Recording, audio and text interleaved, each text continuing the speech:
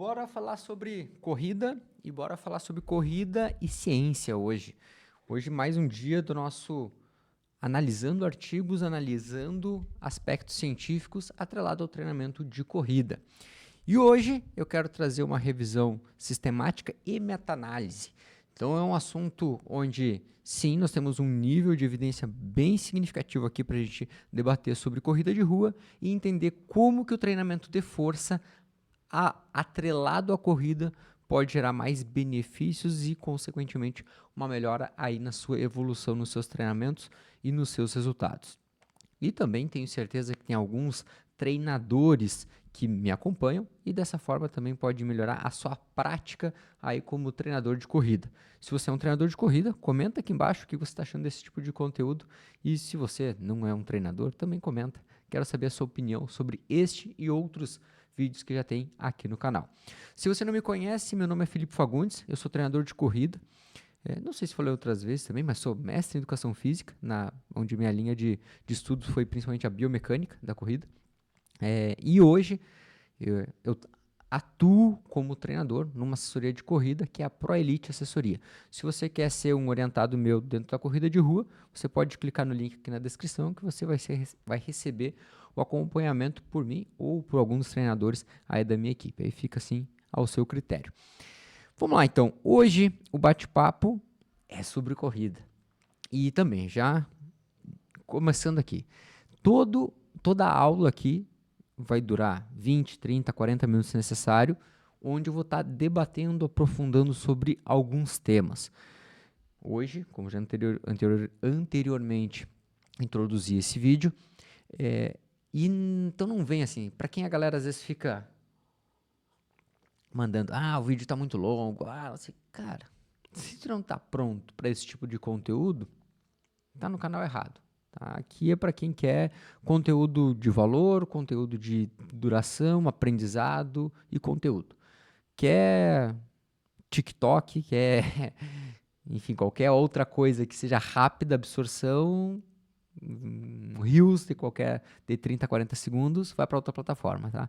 Não é aqui que você vai ficar aprendendo conteúdo de valor e aprofundamento teórico e técnico.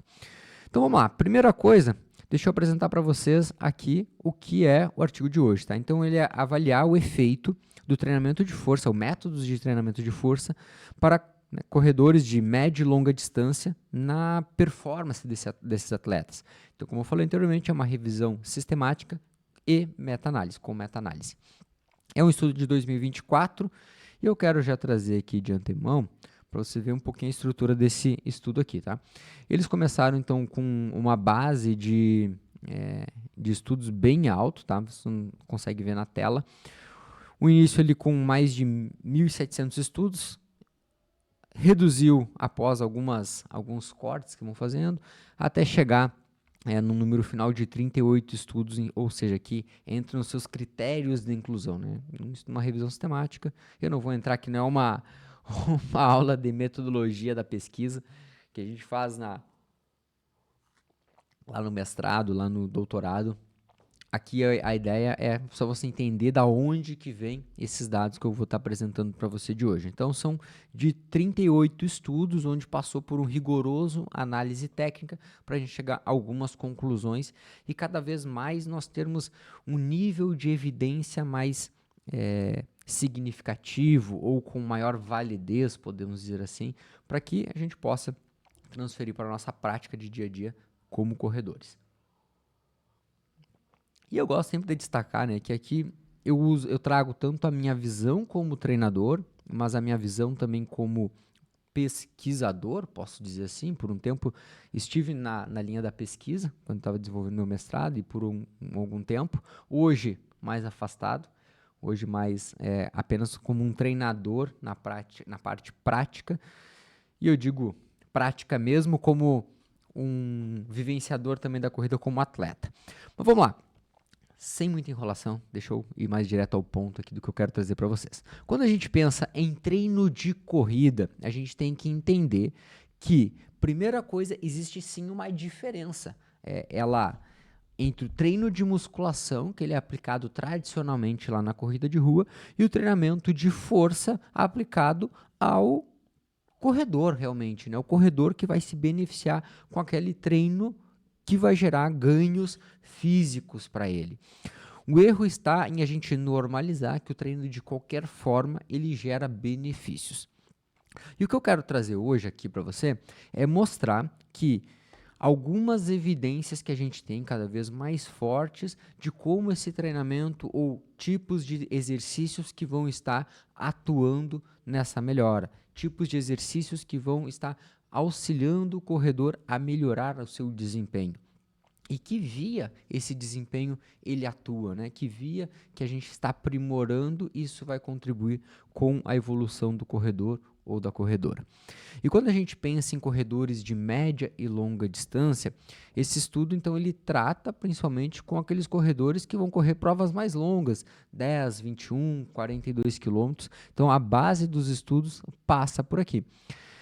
E aí, boa parte desses, acredito, corredores, você vai se identificar. Você vai dizer, poxa, mas esse corredor sou eu que corro aí uma meia maratona, uma maratona. Sim, é você mesmo.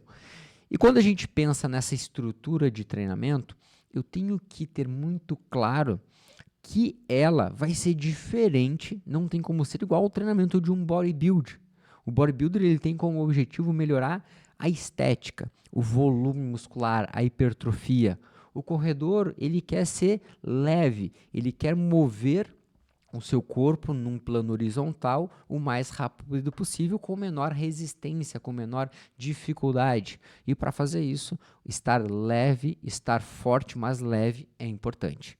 Então esse é o primeiro conceito que a gente tem que estar desenvolvendo aqui. A segunda questão é que todo treinamento que eu viso ganhar força, não necessariamente eu vou ganhar volume muscular. Então, por isso, eu tenho que ter claro que esse volume que eu vou estar aplicando de treinamento, ele vai ser diferente. E o que significa volume de treinamento, gente? Volume não é necessariamente algo que eu preciso estar gerando estresse, fadiga, exaustão no corredor. Então, o que muitas vezes se acreditava? Que eu precisava gerar aquela fadiga para ganhar mais resistência. Não, resistência a gente vai ganhar lá na corrida, correndo. Aqui na musculação, o objetivo principal vai ser nós melhorarmos força, capacidade de eu produzir uma contração numa rápida velocidade e automaticamente ser eficiente, potente naquele curto espaço de tempo. Porque pensa, quando eu estou correndo, eu quero que o meu pé ele entre em contato com o solo, eu toque e sai, toca e sai, toca e sai. Quanto mais rápido ele sair, mais veloz eu vou conseguir correr. Pensa o seguinte, ó, analisa quando você está correndo num pace mais alto. Você está correndo naquele trotezinho. E aí você, toda vez que você toca no chão, você faz isso aqui. Você toca, depois sai. E a sua passada normalmente ela está curtinha, né? Ela está numa passada bem curtinha, pisando mais próximo do centro de massa. Agora observa quando você está numa velocidade mais alta. E aí muitas vezes as pessoas dizem, meu calcanhar sobe mais em direção ao glúteo, minha passada fica mais à frente do meu corpo. Sim, porque você coloca velocidade. E quando você coloca velocidade, observa que o seu pé ele toca e sai, ele sai muito mais rapidamente. E esse toque sai como se o chão estivesse pegando fogo, você quer tocar rápido e sair, ele permite com que você tenha, sim, e seja necessário, na verdade, uma maior força e potência da sua musculatura auxiliar e musculatura que está atuando de forma concêntrica durante aquele movimento. Ou seja, a musculatura que está produzindo essa força e tirando você o mais rápido do contato com o solo. E para isso eu tenho que treinar. Para isso eu tenho que torná-la mais eficiente. Como que eu torno? Através do treino de força, ele bem estruturado e planejado. Então vamos lá. Deixa eu mostrar aqui algumas questões anteriormente. Cadê? Aqui. E eu quero fazer essa troca aqui para você. Ó. Vamos lá. Aqui.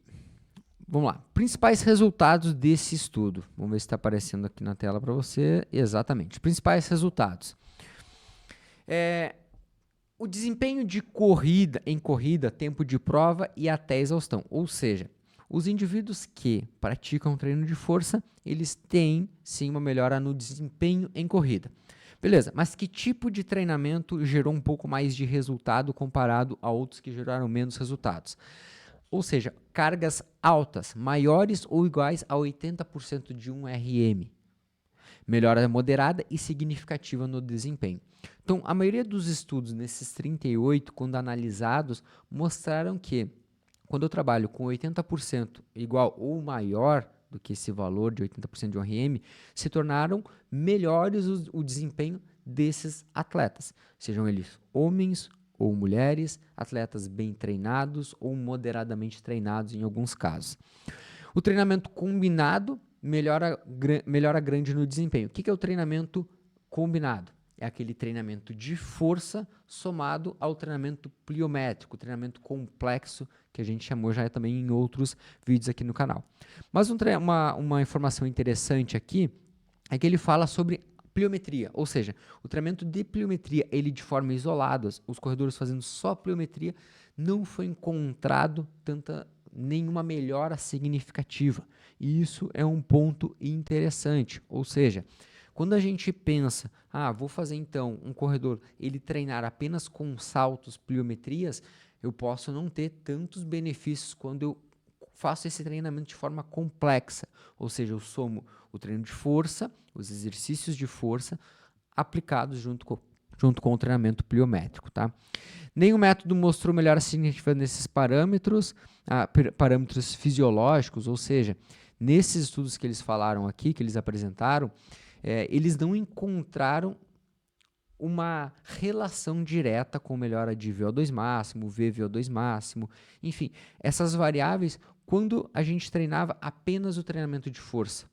Então, apenas o treinamento de força não melhorou esses parâmetros.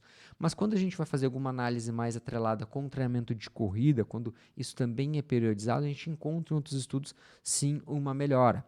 E aí, claro, temos que levar em consideração também alguns aspectos que eles levaram lá na hora de fazer a inclusão e exclusão de estudos. Mas eu não vou entrar no mérito dos critérios que foram utilizados.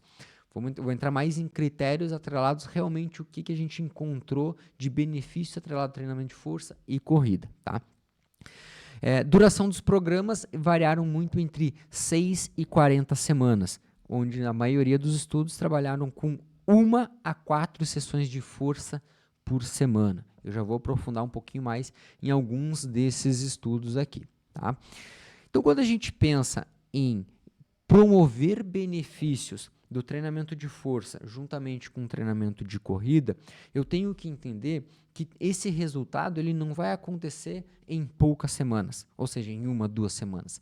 Esses resultados eles vão acontecer normalmente em 4, 8, 12, 20, 30 semanas de treinamento. Por quê? Isso vai me permitir, onde eu tenha uma evolução, tanto dos exercícios, quanto da complexidade do treinamento, quanto das cargas desse treinamento, e as adaptações que eu vou gerando nesse meu indivíduo, automaticamente, somado a um treinamento de corrida bem conduzido, ele vai me gerar uma melhora na economia de corrida, vai melhorar outros parâmetros fisiológicos, porque o treinamento de corrida em si, ele vai melhorar esses parâmetros e automaticamente vou tornando esse corredor o corredor mais rápido, mais eficiente e com melhor desempenho. Quando a gente pensa no treinamento de força em si, eu vou trazer alguns achados e alguns exercícios que a gente pode vir a trabalhar e principalmente como que esse treinamento ele vai promover bons resultados no corredor, tá? Eu separei aqui, deixa eu puxar, 2 estudos, tá? 2 estudos que estão presentes nesse material aqui, nesse estudo que a gente está analisando. Um deles faz como posso dizer assim, um apanhado, né, de exercícios ali, e entre eles, como eu falei, exercícios de força somado a exercícios de salto, ou também exercícios de pliometria.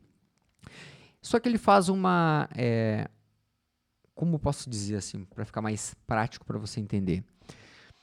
Ele faz uma periodização, vamos colocar assim, desse treinamento, onde ele trabalha em alguns momentos com uma progressão de carga que vai desde cargas mais moderadas até cargas mais exaustivas, com maior grau de dificuldade, podemos dizer assim, tá?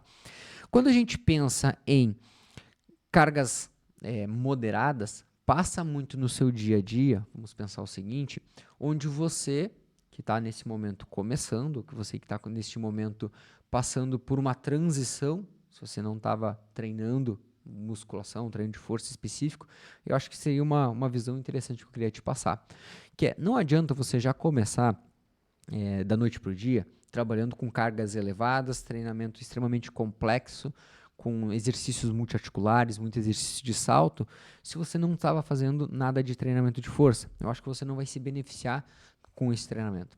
Agora, a gente começar às vezes com exercícios mais básicos, uma carga moderada, e aí depois fazendo uma transição para cargas mais altas, você pode se beneficiar melhor, tá?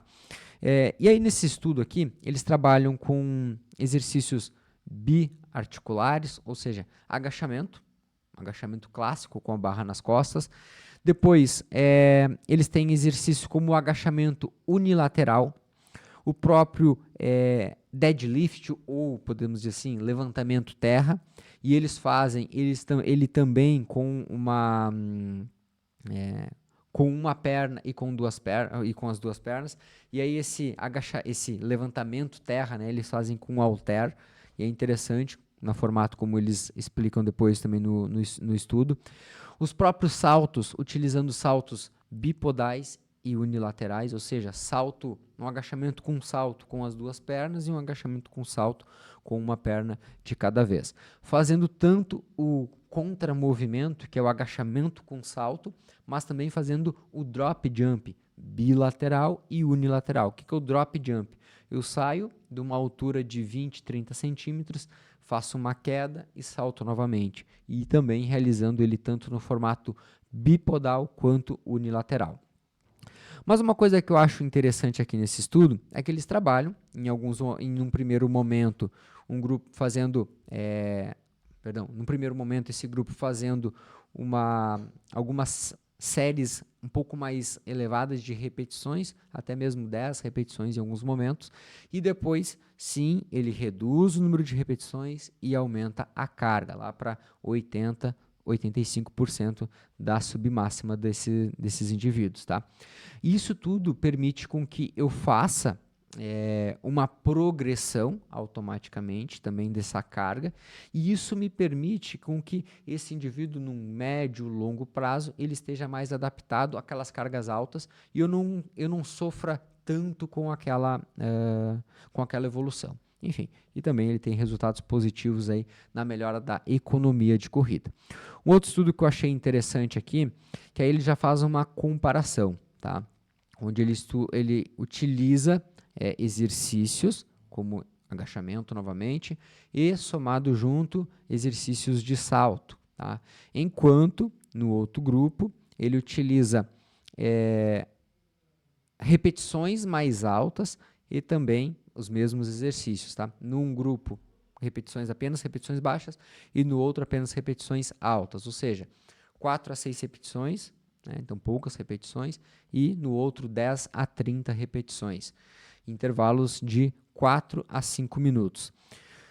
Aqui, uma das questões que a gente tem, e é aí que eu discordo um pouco, que é o aspecto mesmo nos repetições baixas, ele trabalhou com uma porcentagem de carga baixa, ou seja, 50% a 60% de um RM, e também algumas coisas com peso corporal.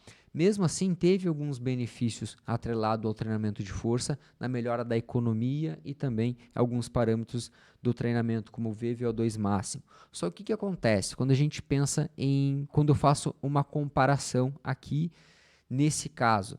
São atletas mais bem treinados, nesse caso que ele traz nesse estudo aqui. E aí, quando a gente pensa em atletas mais bem treinados, a gente tem que entender que muitas vezes, quando a gente faz uma comparação de um grupo que faz apenas repetições altas, outros apenas repetições baixas, eu tenho uma diferença entre eles igual existia uma certa diferença entre um grupo e outro. E essa pequena diferença muitas vezes pode gerar algum conflito na hora de analisar esses dados. Mas o que eu chamo a atenção principalmente para esse aqui? O grupo que fez o treinamento de força com menos repetições, ele não teve tanta diferença comparado ao grupo que fez menos repetições, que fez mais repetições, porque a porcentagem do RM foi muito baixa entre uma e outra. E aí é que eu volto de novo e destaco quando ele fala lá no estudo que a maioria dos resultados, ou seja, que melhoraram o desempenho, foram nos estudos que trabalharam com 80% ou mais, tá? Então, quando a gente pensa em melhorar o desempenho de um corredor, eu falei sobre o estudo anterior. Eu posso iniciar o trabalho com cargas mais baixas, com porcentagem de um RM mais baixo, começando ali com 50%, 60%, 70% de um RM, mas com o passar do tempo, após um mês, 6 semanas de adaptação, eu tenho que começar a subir essas cargas. Eu tenho que começar a trabalhar com mais próximo do 80% dele. Porque se eu ficar sempre nessa porcentagem mais baixa, eu não vou gerar tanta adaptação como eu poderia. Eu não vou conseguir explorar tanto desse meu aluno, desse meu atleta, como eu poderia. Então, por isso, é fundamental que eu tenha essa visão, esse entendimento de o quanto esse treinamento ele precisa progredir, ele precisa sofrer uma sobrecarga progressiva, porque a partir daí eu vou ter sim as adaptações que eu desejo. Então, aqui é o ponto-chave dessa minha análise que eu quero trazer para você. Aqui é o ponto-chave onde eu posso levar em consideração, sim, trabalhar com porcentagens mais baixas, mas principalmente que eu tenho que fazer essa progressão chegando nessa casa de 80, 85, 90% da carga submáxima desse atleta.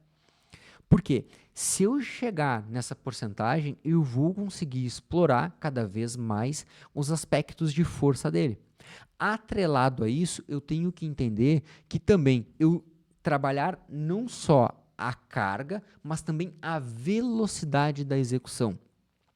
Penso o seguinte, eu falei anteriormente sobre a diferença entre correr leve e correr forte, correr numa velocidade de um pace mais baixo. Quanto mais baixo o pace, mais rápido eu toco e saio do chão. Se eu quero fazer esse toque mais rápido, eu tenho que treinar meu corpo a ponto de fazer força, mas força de forma rápida. Se eu treinar meu corpo lentinho, pega mais, sabe aquela clássica da musculação, onde quem busca hipertrofia trabalha, às vezes uma repetição bem lenta, gerando aquela fadiga, aquele cansaço excessivo, voltada à corrida, eu não posso ter essa mesma dinâmica, eu não posso ter esse mesmo tratado. Eu tenho que entender que eu preciso gerar força de forma rápida. E o 80%, 90% de um corredor não é mesmo 80%, 90% de um halterofilista. Vai ser o meu, vou lá, o meu 80% hoje, tá? O meu 80% hoje no meu agachamento, eu trabalho com 20, 22 quilos de cada lado no agachamento. Tá? Que a gente está falando aí 20 quilos cada lado, mais a barra a gente está falando de 60 quilos total.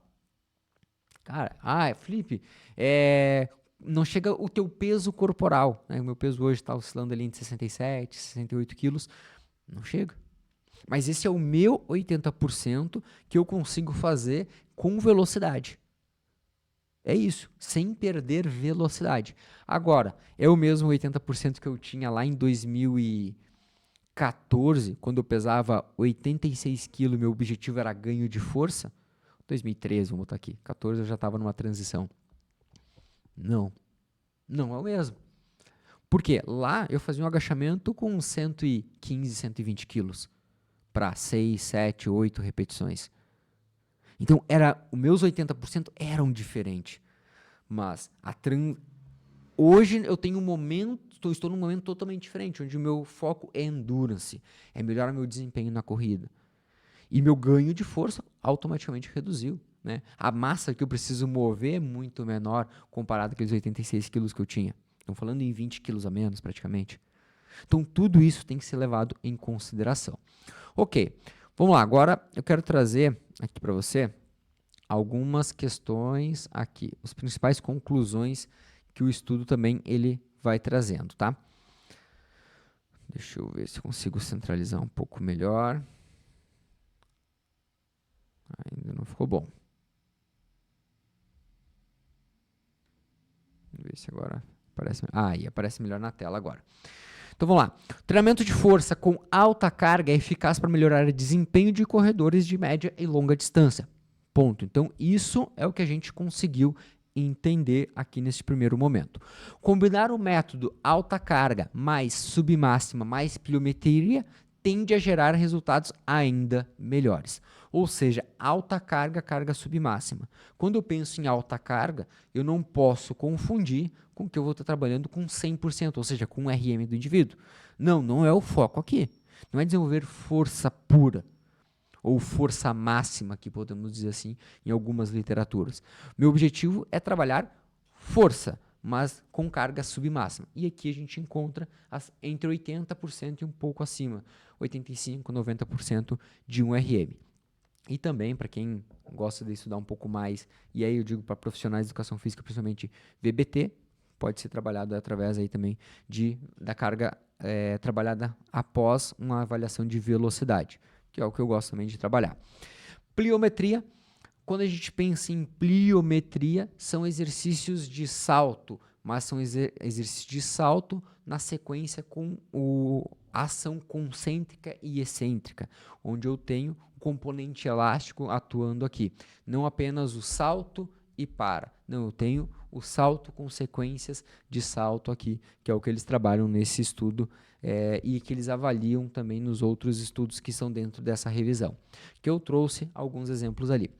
Essas melhorias acontecem sem alterar significativamente o VO2 máximo ou outros marcadores fisiológicos clássicos, que é o que eles alegam aqui dentro desse material, onde o exercício de força em si não promoveu nenhuma melhora significativa naqueles componentes fisiológicos, diferente de outros materiais que eu já trouxe aqui para você. Então, sim, tem algumas diferenças, às vezes alguma divergência em alguns estudos e outros, mas o que eu tenho que ter muito claro é que pode ser, sim, que o treinamento de força em si não melhore esse componente, mas sim o treinamento de força na sequência com os treinamentos de corrida em si, que vão promover essas alterações. O ganho parece estar ligado a adaptações neuromusculares e não tanto à capacidade cardiorrespiratória. E isso é algo fundamental. Como eu já falei também em outras aulas aqui, onde o ganho de força nos primeiros semanas e até mesmo o primeiro mês de treinamento, ele não acontece adaptações morfológicas no corpo, e sim mais adaptações neuromusculares. E isso também está atrelado, onde essa melhora de desempenho dos corredores, não tanto atrelado às melhoras da capacidade cardiorrespiratória, mas muito nessa adaptação neuromuscular que acontece no indivíduo, e ele melhora automaticamente a sua economia de corrida, entre outros parâmetros aí que vão melhorar também, que vão automaticamente baixar o pace, correr mais rápido e bater seus recordes pessoais aí nas distâncias, nas médias e longas distâncias que a gente vai vendo, que foi o que esse estudo ele tratou. E eu quero trazer um ponto aqui sobre e trazer para você, em alguns aspectos mais práticos, alguns exercícios que esses estudos que se repetem ao longo desses 38 estudos que estão dentro dessa revisão sistemática aqui, e que eu trouxe para você alguns deles anteriormente, mas que eu recomendaria você estar colocando aí nas suas sessões de treino como uma reta final dessa minha análise que eu fiz para você, tá? Então, eu vou escrevendo aqui para ficar mais fácil. Aqui, ó. Então, o primeiro deles que a gente vai ver com uma certa... Deixa eu ver se está aparecendo aqui na tela. Ainda não. Aqui, ó, vamos lá.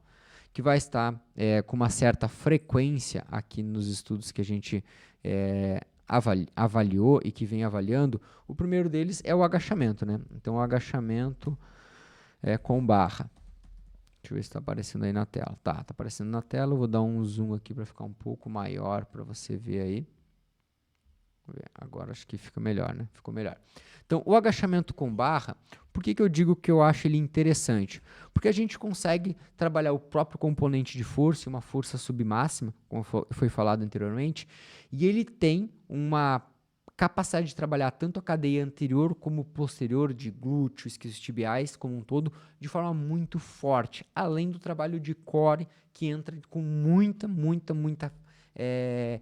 de forma muito significativa quando a gente exige com uma carga submáxima, 80%, 85% da minha capacidade máxima, ele exige. Se eu não estou com o core bem estabilizado, eu vou sentir a lombar, coluna como um todo, e eu vou prejudicar esse meu atleta. O próximo é o deadlift ou levantamento terra, ele deve estar presente por ser um exercício que também tem esse componente e ainda mais um trabalho de cadeia posterior um pouco mais forte ainda. Então, eu acho que é um exercício, sim, que eu vejo com muita frequência, coloco na rotina dos meus atletas, dos meus alunos e também na minha rotina como um todo. Depois, exercícios unilaterais, existem diversos que eu gosto de estar trabalhando, tá? Mas eu vou trazer um que eu acho bem significativo e bem importante, que é o agachamento unilateral. Então, agachamento unilateral. Por que o agachamento unilateral ele é importante? Porque eu vou trabalhar um pouquinho mais o componente excêntrico para mim agachar e controlar esse movimento. Tenho que fazer um pouco mais de controle desse movimento e fazer uma subida normalmente um pouco mais veloz, um pouco mais rápida.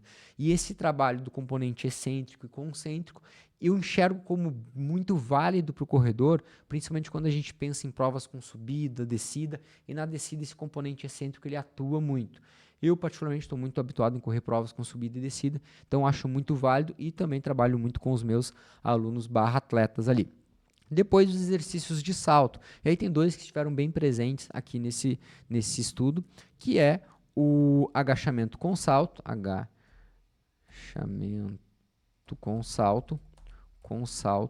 ou CMJ, também conhecido que é o Counter Movement Jump, tá? E por último, não menos importante, o Drop Jump. Drop Jump. Que é um exercício, como eu falei, que ele sai de uma caixa de 20, 30, 40 centímetros. Quanto maior a altura, maior a carga que eu estou gerando nesse exercício, tá? Então, ele vai fazer com que eu caia e salte novamente. E aí, esses saltos pode ser uma sequência depois de saltos. E aí, deixa eu colocar aqui, ó. Aqui. Então, de 20, 30 ou até 40 centímetros também já trabalhei, tá? Quanto mais alto, eu recomendo ser atletas mais bem treinados. Menos treinado usa alturas menores aqui. Um detalhe bem importante que eu gosto só de destacar aqui nesses saltos aqui é cuidar com o volume, tá? Em alguns estudos, o pessoal trabalhando ali com 30, 40, 50, 60 saltos, 100 saltos em alguns casos, mas normalmente com atletas. Como eu sei que muita gente que assiste aqui o canal são corredores mais intermediários, um pouco mais avançado, eu recomendo começar não mais do que 30 saltos se você não está adaptado com fazer exercícios de pliometria, tá? E aí fazendo uma progressão aí de 10, 20%, ó, 20%. O que é 20% de 30 saltos? Vamos colocar ali 6 saltos a cada 2, 3 semanas, tá? E isso é infinito? Não. Cuidado, tá? Eu recomendo não muito mais do que 50, 80 saltos para um corredor, para você que treina 4, 5 vezes na semana, tá? Então, isso, cara, já começa a entrar necessariamente um profissional de educação física te orientando. Começou a aumentar muito esse volume de treinamento, tenha cuidado, fazer por conta própria dá muito erro. Aqui, esses aqui, eu gosto muito de trabalhar, então, com aquela ideia que eu já falei para vocês ali, onde a gente vai estar pensando em 80% mais ou menos de um RM, pode ser feito, utilizado, ou então através do VBT, tá? Que é através da velocidade que a gente avalia aquele movimento, e existem porcentagens, a gente consegue fazer uma curva carga-velocidade, que não é o objetivo dessa aula aqui. Pode ser em outro momento falar sobre isso. Mas aqui o principal ponto é que eu recomendo você trabalhar com velocidade e uma carga moderada alta, onde cuidar muito com o volume. De 3 a 5 séries, tá? E aí eu gosto de trabalhar normalmente aí de 3 a 6 repetições. Muito mais que isso, eu vou gerar, às vezes, uma fadiga muito grande, um estresse muito grande nesse meu aluno, nesse meu atleta, e eu não vou produzir benefícios na sua condição física e automaticamente eu vou deixar ele toda vez mais cansado e exausto para o treinamento, beleza? Eu espero ter contribuído com a sua corrida. Se você ainda não é inscrito no canal, recomendo que você se inscreva. E também, se você gostou desse vídeo, se gostou desse conteúdo, peço que comente aqui embaixo, deixe o seu joinha e a gente se vê numa próxima aula. Eu não sei se esse tipo de conteúdo está sendo bacana para você, eu espero que está sendo, porque para mim também é bem importante estar trazendo esse conteúdo, mostrando para você o quanto ciência e treinamento de corrida, eles andam junto e não é algo da sua cabeça colocar em prática isso, por isso eu sigo uma metodologia de treinamento baseado em aspectos científicos. Dentro da ProElite a gente trabalha com isso, ciência atrelado ao treinamento teórico e prático. Tá? E a nossa metodologia, que é o método Pro, a gente ensina isso. Então clica no link na descrição aqui se você quer se tornar meu aluno e a gente se vê no próximo vídeo. Até mais!